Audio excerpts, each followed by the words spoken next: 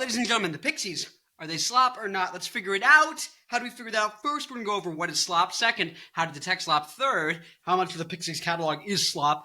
4, if they're talented regardless, who cares? And then finally, we're going to use that to figure out if you are going to think the Pixies are slop or otherwise. So let's get into it. What is slop? Okay, let's look over here. One of my pointer, okay, music matrix. Here's energy from 0 to 11. Here's catchiness from 0 to 10. So if something's less than 7 catchy, people are going to call it slop. This is the slop zone. So anything to the right of this line gets called slop. Except maybe if you're a fan of that genre, maybe you'll say, well, it's punk or it's indie or it's blues or jazz. These are all the low energy, classical, everything here, right? There's some stuff like prog rock, grunge that kind of goes similar. But these are the main things that you often are going to talk about, right? Now, if something is catchy above a 7, and if it's high in intensity or energy, it gets called rock. If it's low intensity or energy, it gets called pop. Catchiness, you could also put the word memorability. How memorable is something here, right? And then energy could also be intensity, right? Mathematically speaking, intensity and energy go up together if you're talking about physics. Anyways. But so energy, this is actually the easy part, right? So the energy, so we know what slop is less than a 7 in terms of catchiness, but how do we determine that, right? Because we can determine energy, 0 to 3 puts you to sleep, makes people go to bed, winding down at the end of the night. 3 to 7 makes you dance, fireball, bam, ba-dum, bum, ba-dum, bum, ah! Bring it out of the fall, timber, the spiggity boys, the diggity dog, timber. I was born to walk alone, on and on and on and on and on and on. I'm on fire.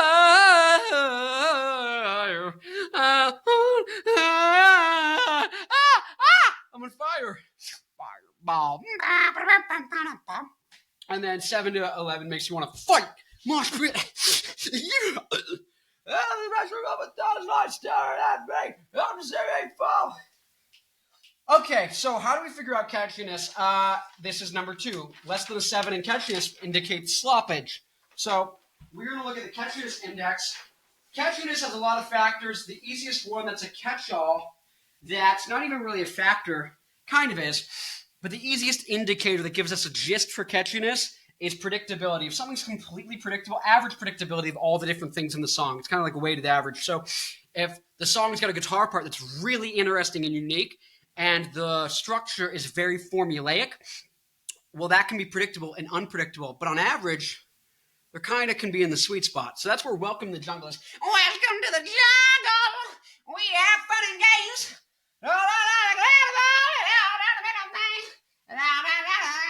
And then, welcome to the jungle.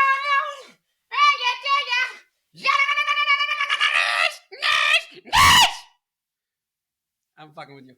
Oh no, I swore. Gosh, who gives a shoot? Anyways, Joe Bonamassa, totally corny, guaranteed slop. Mars Volta, except for actually I found 10 songs I really like. I thought it was 4 when I wrote this, but a lot of their stuff is completely incoherent, and it becomes total slop. Stuff that's in between Back in Black. Back in Black! And,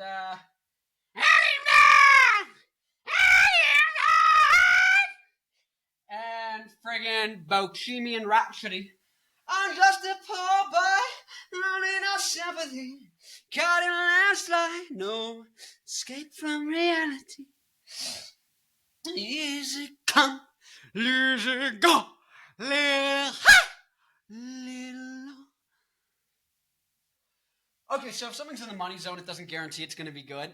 It could still be slop, right? There's a good chance of that still. It could also still be just something that's for fans mostly of that band or of that genre, or it could be, it has a probability, has a chance now of actually being hit, or small chance, smash hit, right?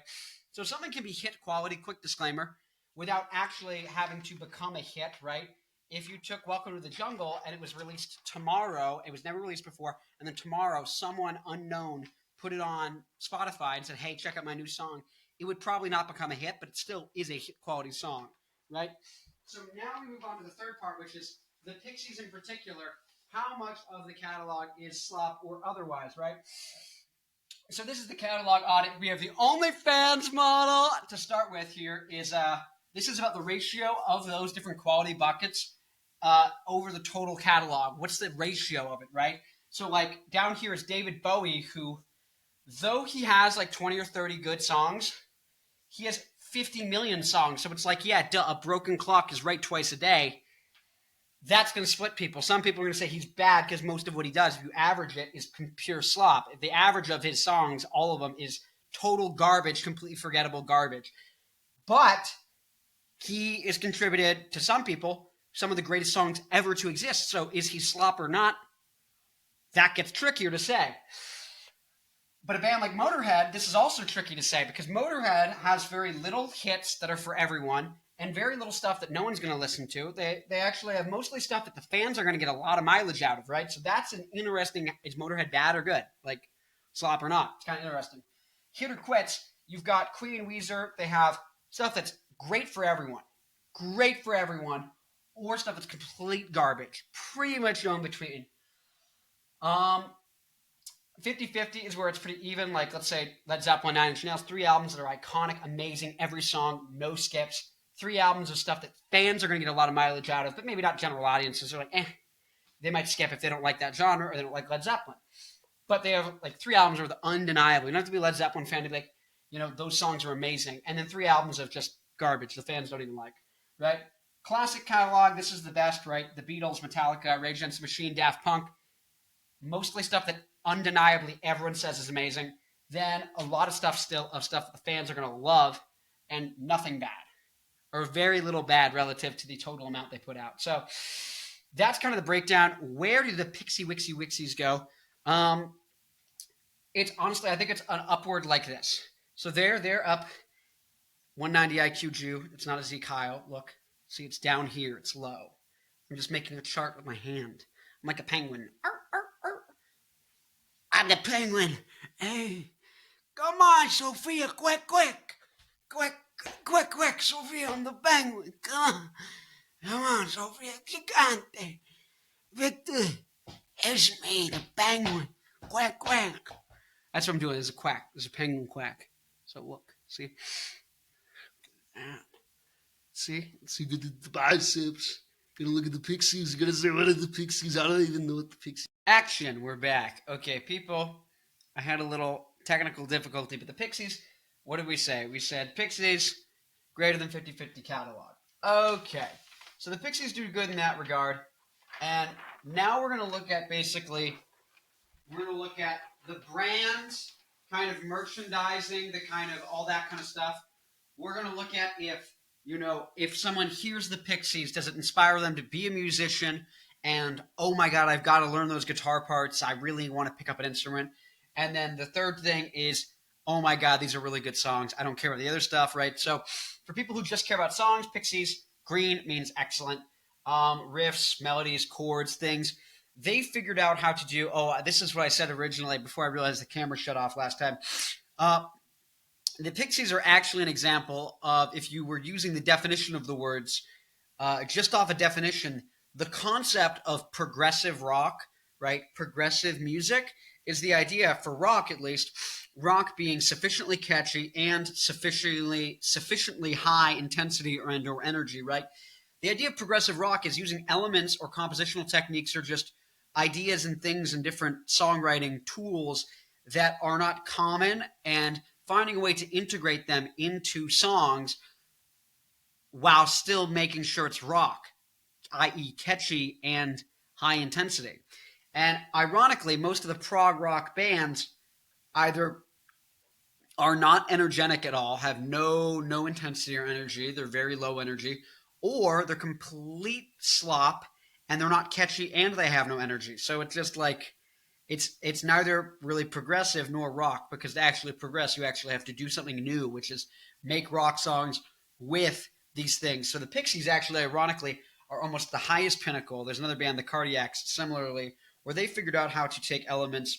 Well, the Pixies are better because you know the Pixies and the Cardiacs. You don't know the Cardiacs are good, but not as good at this particular skill, which is keeping songs really catchy and bringing in things like odd time signatures and odd keys and different things. Like another band that does that is Tool, but I think they're catchier than Tool, and the Pixies are much better at it than Tool. They actually achieved more in terms of progress in the art of making rock. And so the Pixies, green in songwriting, if anything, purple, they're S tier.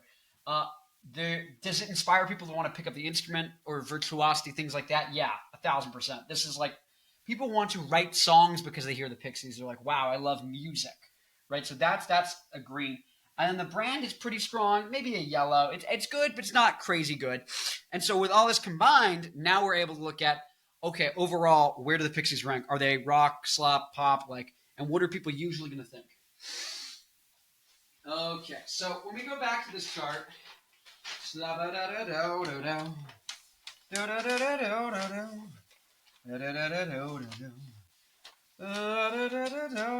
what is happening? Wait, let's see. What is happening? I need to get back in there and tape stuff down. This is driving me. This is gonna drive me crazy. If it isn't, this is driving me crazy. This is currently driving me crazy. What the heck? Okay. Oh, so basically, most people think in general, where's the energy, where's the catchiness for this band when they think of them? Usually people think of the songs they remember, which are usually the ones they like the most. And so I like to do 10 songs that I think are my favorites, or in terms of quality and energy, highest intensity and highest memorability or catchiness or energy, whatever, terms, you can interchange them a little bit. But the bass, I'm moving, oh, you don't know, yeah, hallelujah, hallelujah. Anyways, whatever. And then Motorway to Roswell is a banger. That's if anything, that's one of the most progressive kind of rock, actually in the true sense of definition of the words progressive and rock. That's a progressive rock song, but honestly, it's low intensity for rock, so it's borderline.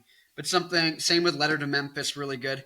Alec Eiffel is probably actually a really good kind of progressive rock. But Dig for Fire at the time, all that stuff.